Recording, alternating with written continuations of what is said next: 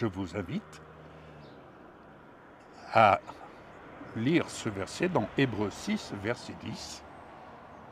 En effet, Dieu n'est pas injuste pour oublier votre œuvre et le travail de votre amour. Vous avez démontré votre amour pour son nom par les services que vous avez rendus et que vous rendez encore aux saints.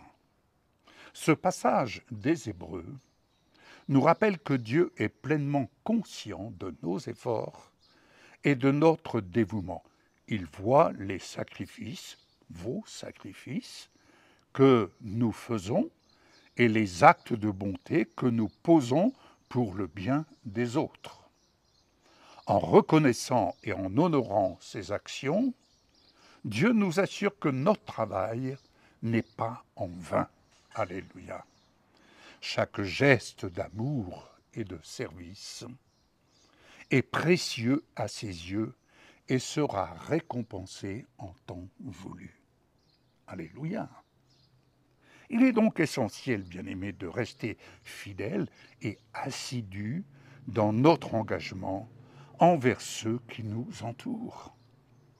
Notre foi se manifeste non seulement dans nos paroles, mais surtout dans nos actions quotidiennes, des actions inspirées d'en haut, inspirées de son amour.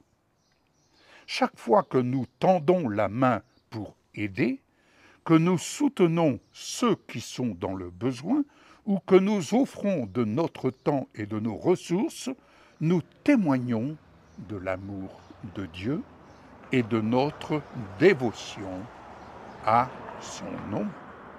Alléluia. L'exemple des femmes qui ont servi Jésus et ses disciples est un modèle à suivre. Leur dévouement et leur soutien ont permis de répandre le message de l'Évangile et de toucher de nombreuses vies. De même, en suivant leur exemple, nous pouvons contribuer de manière significative auprès d'un ou d'une envoyée de Dieu et à l'œuvre divine qui lui est attachée. Alors, continuons à servir avec zèle et amour, sachant que Dieu voit et apprécie chaque effort. Encourageons-nous les uns les autres à persévérer dans le bien, car chaque acte de bonté compte et contribue à bâtir un monde meilleur, empreint de la justice et de la compassion enseignées par Jésus-Christ. Ainsi, ces bâtisseurs sont à l'ouvrage. Cet amour se refroidirait-il? Nous devons rester vigilants face à la tentation de l'indifférence et de la lassitude. La société moderne, bien-aimée, avec ses défis et distractions, peut nous éloigner de notre vocation première d'aimer et de servir les autres. Cependant, il est crucial de maintenir la flamme de l'enthousiasme et de la compassion vivante dans nos cœurs. Souvenons-nous des paroles de Jésus dans Matthieu 24, 12, où il prévient que l'amour de beaucoup se refroidira à cause de la multiplication de l'iniquité. Ce rappel, bien-aimé, nous incite à examiner notre propre vie et à nous assurer que nous ne devenons pas insensibles aux besoins de ceux qui nous entourent.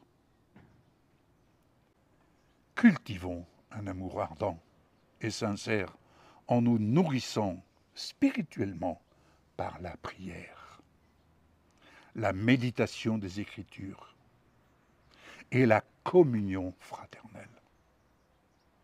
Cherchons des occasions de témoigner de l'amour de Dieu par des actions concrètes, même les plus modestes.